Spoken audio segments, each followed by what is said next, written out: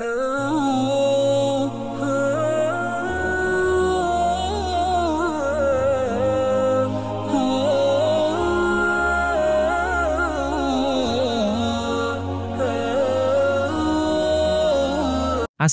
warahmatullahi wabarakatuh.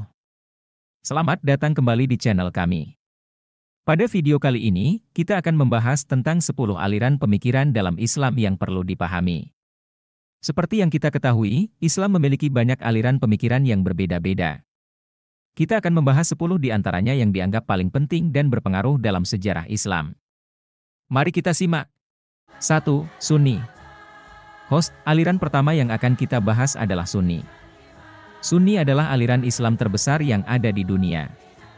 Sunni menganut ajaran yang berdasarkan pada kesepakatan para ulama tentang interpretasi Al-Quran dan Hadits. Sunni juga memandang bahwa pemimpin umat Islam harus dipilih melalui musyawarah.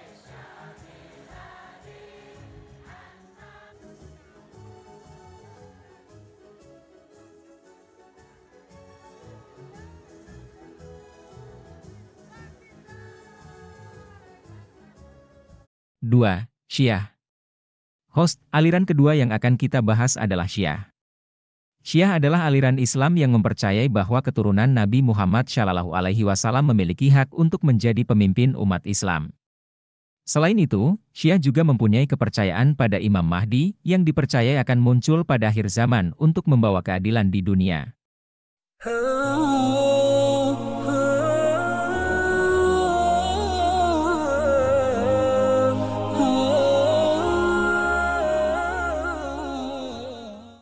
3. Ibadiyah. Host, aliran ketiga yang akan kita bahas adalah Ibadiyah. Ibadiyah adalah aliran Islam yang tumbuh di Afrika Utara dan Timur Tengah. Aliran ini memandang bahwa pemimpin umat Islam harus dipilih melalui konsensus dan mempunyai kebebasan dalam beribadah.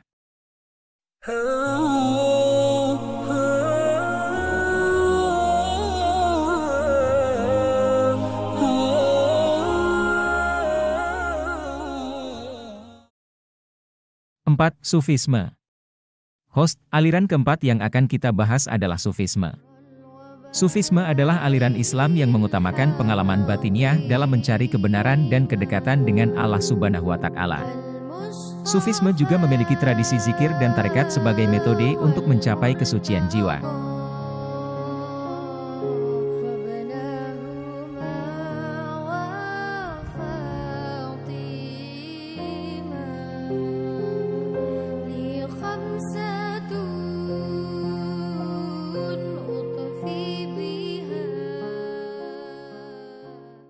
5. Wahabi. Host, aliran kelima yang akan kita bahas adalah Wahabi. Wahabi adalah aliran Islam yang berasal dari Arab Saudi dan didirikan oleh Muhammad bin Abdul Wahhab. Aliran ini memandang bahwa ajaran Islam harus diinterpretasikan secara harfiah dan mengutamakan ketaatan pada Al-Quran dan Hadits.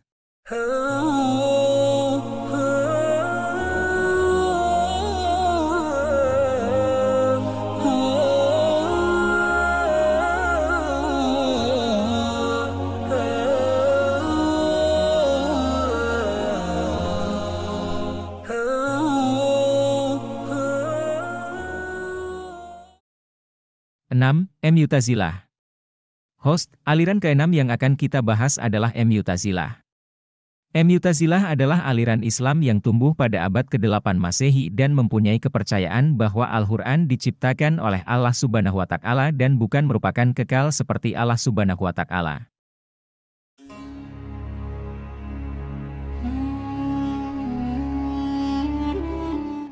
Assalamualaikum warahmatullahi wabarakatuh, sahabat Islam semuanya. Sebutan kaum Mu'tazilah berasal dari kisah pendirinya, Wasil bin Atta, yang tidak mau terlibat dengan konflik antara kaum Khawarij, yaitu kaum yang terlalu kaku dan mudah mengkafirkan sesama muslim, dengan kaum Murji'ah, yaitu kaum yang terlalu bertoleransi dan permisif terhadap pelanggaran syariat Islam pada abad ke-8 Masehi. Istilah Mu'tazilah memiliki arti memisahkan diri. Saat menemukan perbedaan yang tak dapat dipahami di antara Al-Quran dan Hadis, Mu'tazilah lebih mendahulukan akal. Setiap permasalahan yang mereka temui, rujukannya adalah akal. Akal merupakan hakim yang memutuskan segala sesuatu, sehingga mereka mendapat sebutan sebagai kaum rasionalis Islam. Pada periode berikutnya, aliran Mu'tazilah kemudian bercampur dengan filsafat Yunani yang juga sangat mengandalkan akal. Oleh ulama salaf, kemudian Mu'tazilah ini dikatakan sebagai aliran yang menyimpang. Singkatnya, aliran Mu'tazilah ini kemudian berkembang pesat ke berbagai wilayah, dan puncaknya ketika Khalifah Abdullah Al-Ma'mun bin Al-Rashid dari dinasti Abbasiyah menjadikannya sebagai mazhab resmi negara. Al-Ma'mun adalah pecinta berat filsafat Yunani. Pada masa pemerintahannya, kegiatan penterjemahan buku-buku bahasa asing ke dalam bahasa Arab mencapai puncaknya. Di Baghdad, ia mendirikan Bait Al-Hikmah yang menjadi pusat perpustakaan dan lembaga penterjemahan dunia. 7. Maturidiyah. Host, aliran ketujuh yang akan kita bahas adalah Maturidiyah. Maturidiyah adalah aliran Islam yang berasal dari Asia Tengah dan memandang bahwa kebenaran agama harus dipahami dengan akal dan bukan hanya mengandalkan akal sehat.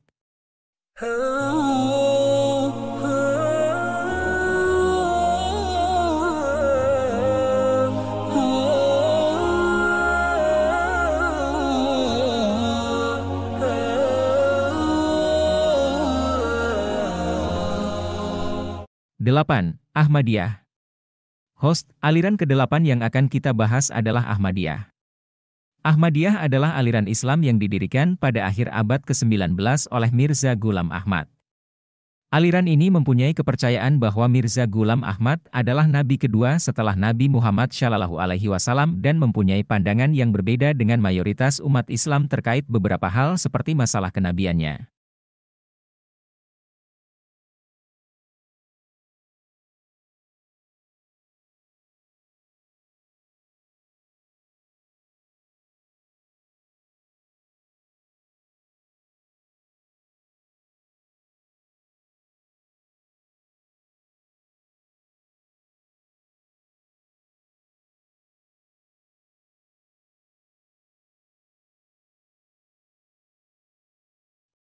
Sembilan. Khawarij.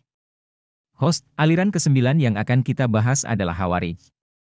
Khawarij adalah aliran Islam yang tumbuh pada abad ke-7 Masehi dan mempunyai kepercayaan bahwa setiap muslim yang berdosa harus dikeluarkan dari agama Islam.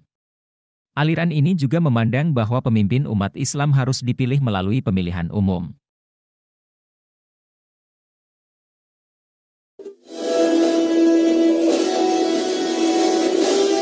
Kaum ini begitu mudahnya mengkafirkan saudara sesama muslim yang melakukan dosa besar. Kaum ini bukannya jauh dari ibadah, melainkan sangat ahli beribadah.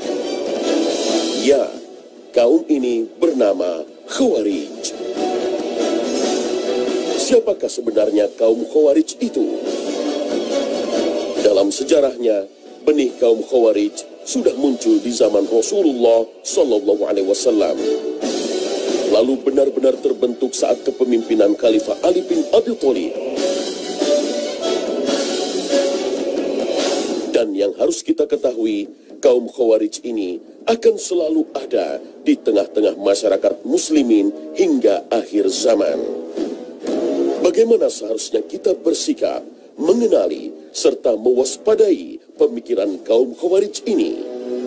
Kata Ali, karena Ali ditanya oleh orang, akuffarun hum, apakah mereka kafir wahai Ali? Kata Ali, minal kufri hum farru. Justru mereka itu lari dari kekafiran, jadi mereka bukan orang kafir. Amunafiqun, apakah mereka orang-orang munafik? Kata Ali bin Abi Thalib, al-munafiquna la yadhkurunallaha illa qalila. Oh bukan, kalau orang munafik itu zikirnya sedikit lah, mereka itu zikirnya banyak. Ayah mereka berkata, terus kalau gitu mereka itu siapa? Ali mengatakan, lihat kalimat indah sekali padahal sudah sangat menjengkelkan dan mengangkat senjata. Ikhwanuna baghaw alaina. Mereka adalah saudara-saudara kita, tapi mereka zalim pada kita.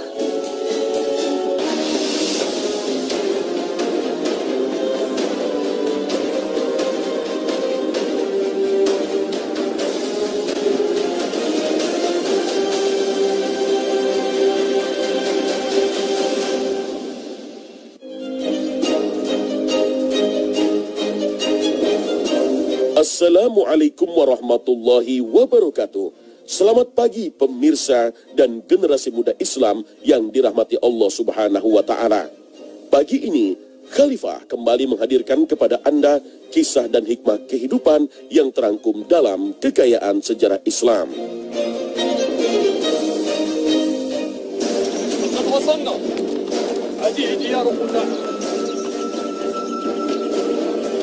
Para ulama berbeda pendapat dalam mendefinisikan kaum Khawarij. Namun secara umum mereka sepakat bahwa kaum Khawarij merupakan sesama umat muslim yang gemar mengkafirkan umat muslim lainnya yang melakukan dosa besar.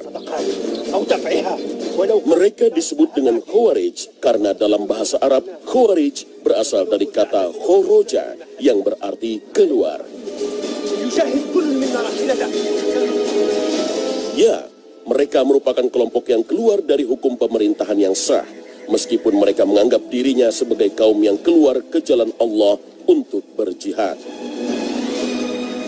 Faktanya, mereka keluar bukan dalam rangka berjihad menegakkan nama Allah, melainkan keluar dari ketaatan kepada kepemimpinan kaum muslimin yang sah.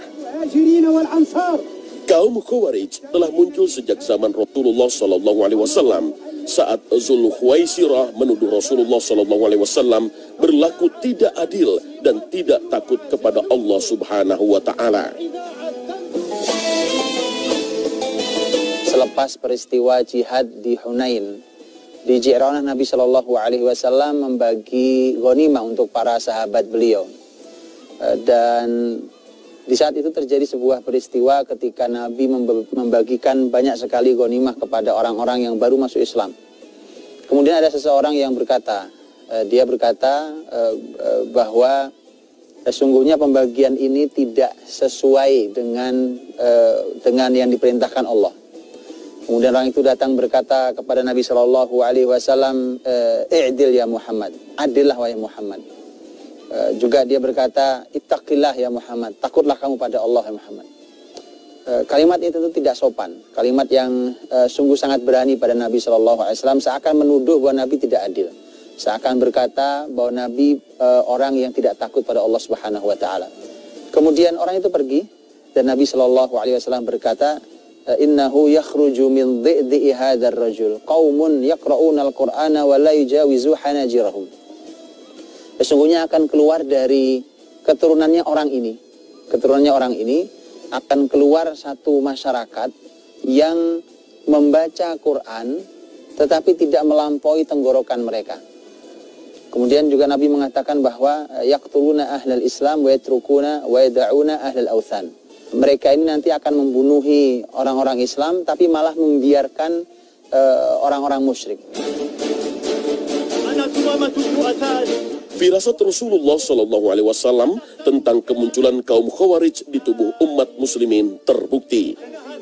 Mereka juga ada di saat kepemimpinan Khalifah Abu Bakar As-Siddiq dan Umar bin Khattab radhiyallahu anhuma, meski mereka tidak bertindak terang-terangan.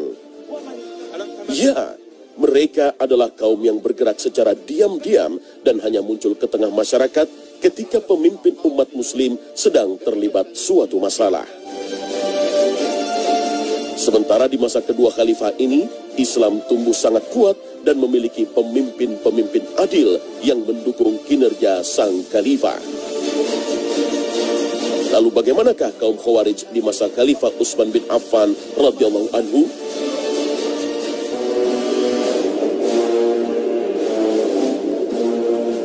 Pada masa Khalifah Utsman bin Affan, wilayah Islam semakin luas, pemeluk Islam semakin banyak, dan armada-armada di laut mulai dibuka. Para musuh-musuh Islam sudah pasti iri dan dengki atas kebesaran Islam. Mereka mulai menghasut dan menyebarkan berita tidak benar tentang Khalifah Utsman bin Affan. Cukup sulit bagi musuh-musuh Islam menuduh sang khalifah di tengah-tengah kebesarannya. Hingga muncullah kaum Khawarij yang memiliki sikap fanatik namun tidak memiliki cukup ilmu tentang iman dan Islam.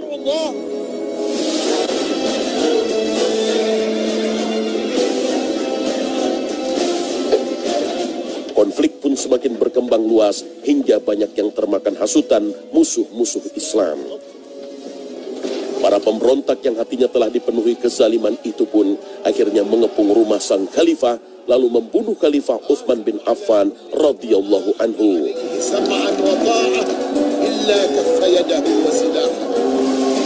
Betapa bahayanya pemikiran pendek dari kaum Khawarij. Begitu mudah lisan mereka mengkafirkan sang khalifah. Begitu mudah tangan mereka menumpahkan darah di atas mushaf yang sedang dibaca sang khalifah Islam.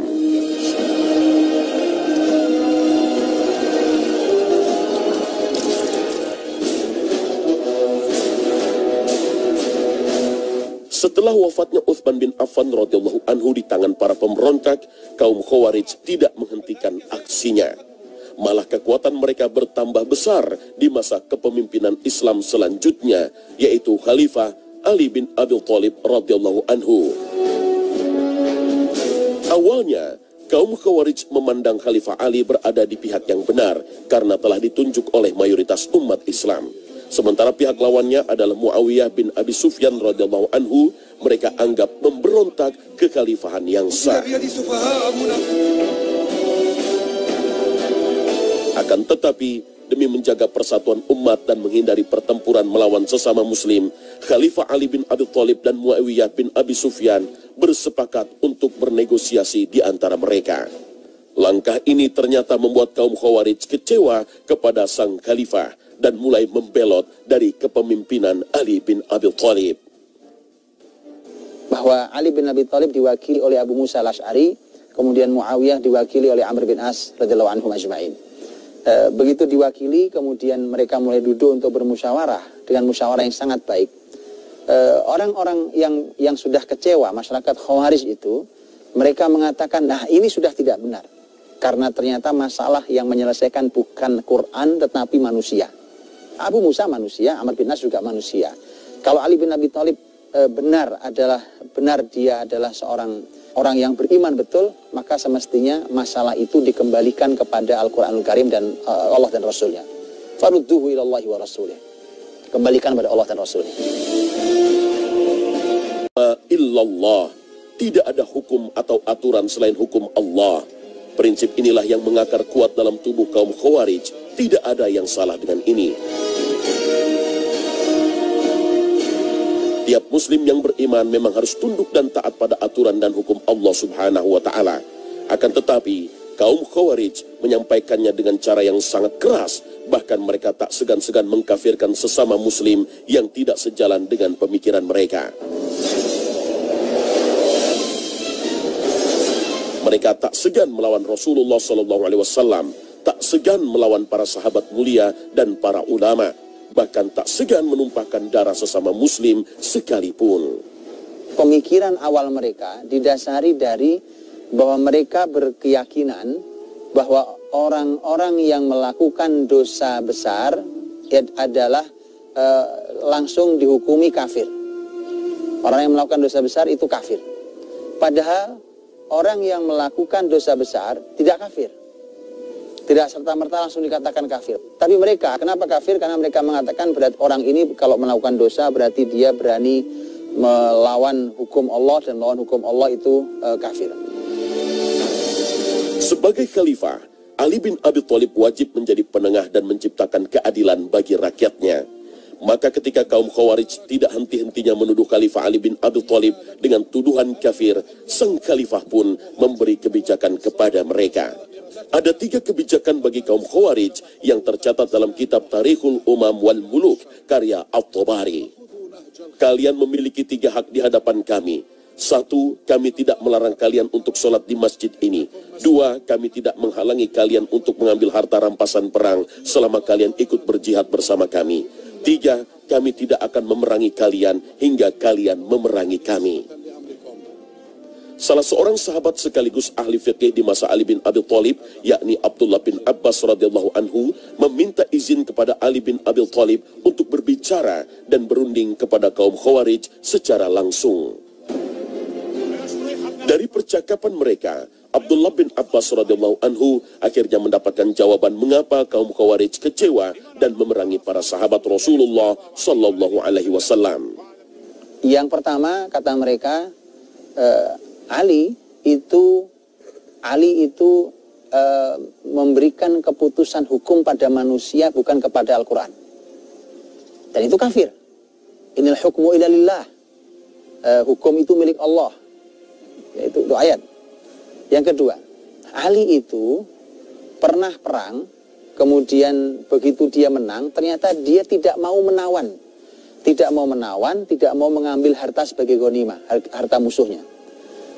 Itu sangat mengherankan kata mereka, karena kalau dia perangi, mestinya musuh itu ditangkap, dijadikan tawanan, hartanya boleh dijadikan rampasan perang. Yang ketiga, kata mereka bahwa Ali itu menghapus kata Amirul Mukminin pada dirinya. Kan kita tahu bahwa Umar menyebut dirinya Amirul Mukminin, amirnya, pemimpinnya orang-orang beriman. Nah, kata mereka kalau begitu berarti kalau bukan Amirul Mukminin berarti dia Amirul Kafirin. Kalau bukan amirnya orang-orang beriman berarti dia amirnya orang kafir. Kalau kita amati dari tiga yang dipermasalahkan itu, masalah ini Anda amati rohnya akan berulang bahkan sampai zaman hari ini. Permasalahannya akan sama. Dan cara berpikir mereka masih sama. Dari dulu sampai hari ini. Berpikirnya adalah berpikir patah. Kalau tidak begini berarti begini. Kalau tidak begini berarti begini. Mendengar tiga tuduhan mereka atas Khalifah Ali bin Abi Thalib, Abdullah bin Abbas radhiyallahu anhu menjawabnya dengan sangat cerdas. Tentunya berdasarkan ayat-ayat Al-Quran dan sikap yang sangat tenang. Dari jawaban pertama tentang menghukumi sesuatu, Abdullah bin Abbas radhiyallahu anhu menjawab dengan firman Allah dalam surat Al-Maidah ayat 9.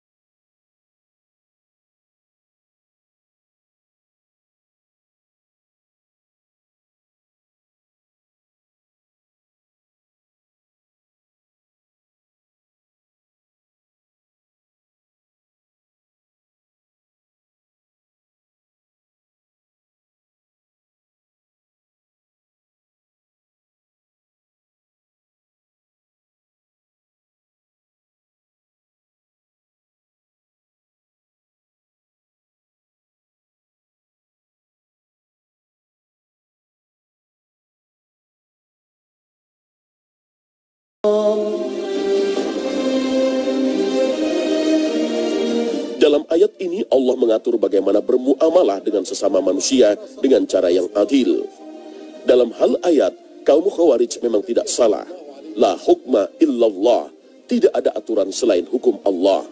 Akan tetapi cara mereka dalam menafsirkan ayat untuk menghukumi sesuatu tidak dapat dikatakan benar.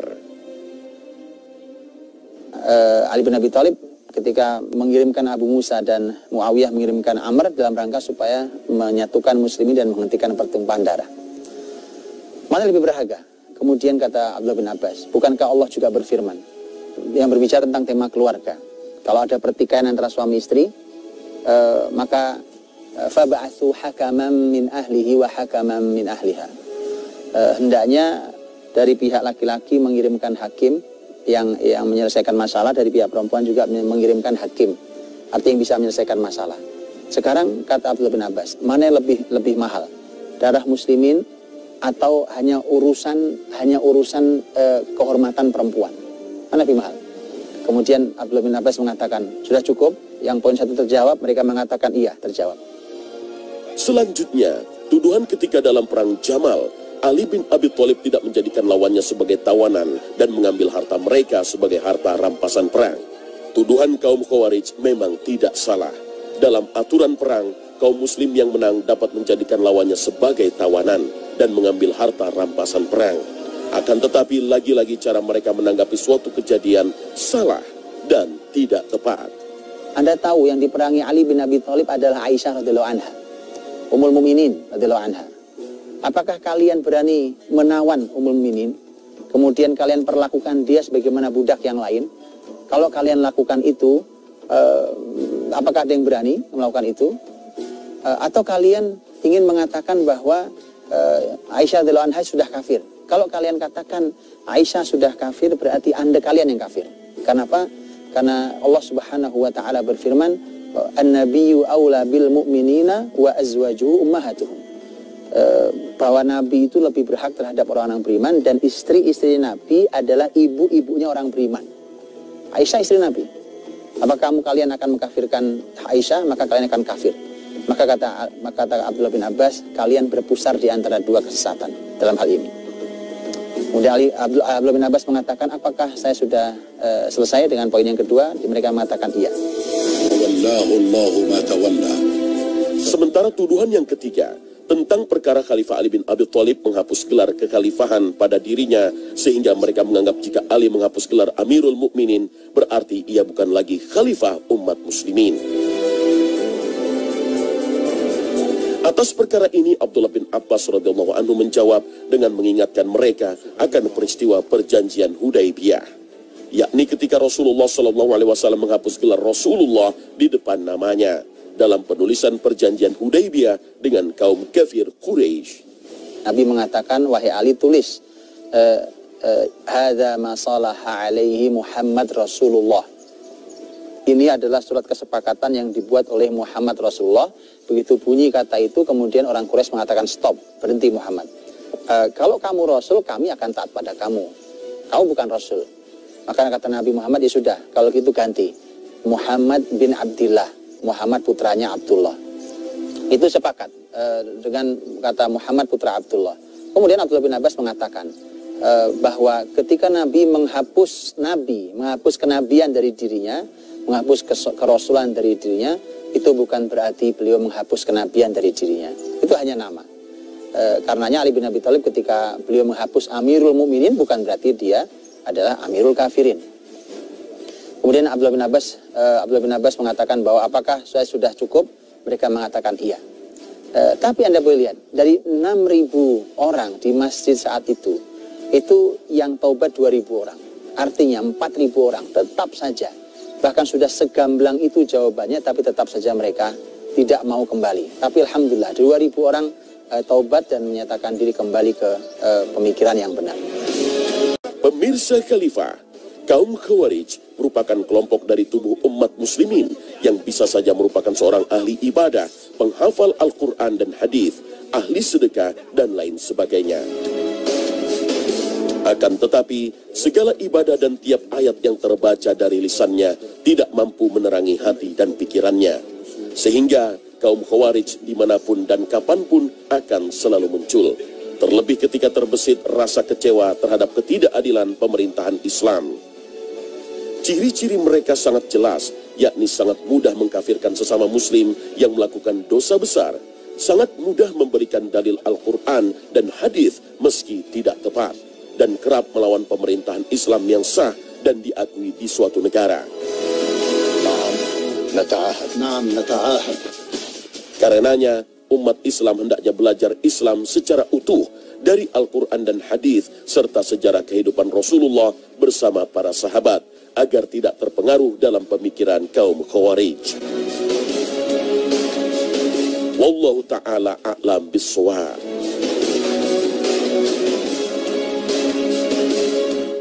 Makan Bu.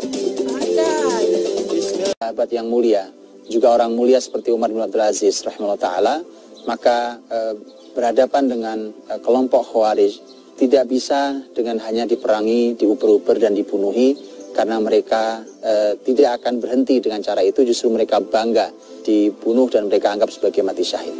Kemudian kirimkan seorang ahli ilmu, ahli Quran, karena mereka tidak mau mendengar kecuali kitabullah dan sunnah Rasulnya. Kirimkan ahli Quran seperti Abdullah bin Abbas yang akhlaknya baik dan tidak punya latar pertikaian masalah dengan Khawarij. Kemudian yang ketiga, berlakulah adil, tegakkan adil di masyarakat. Siapa yang punya hak maka berikan haknya. Kemudian yang berikutnya adalah hentikan semua pertikaian yang melelahkan hati kita. Maka dengan cara itu, maka pemikiran seperti Khawarij yang mudah mengkafirkan bahkan menumpahkan darah serta merampas harta siapa saja, itu akan redam. Di zaman itu akan selesai karena keberadaan mereka memang benar-benar melelahkan muslimin dan negara, maka hal-hal tersebut harus dilakukan agar supaya pemikiran ini mereda. Wallahu ta'ala alam bisawab. Assalamualaikum warahmatullahi wabarakatuh.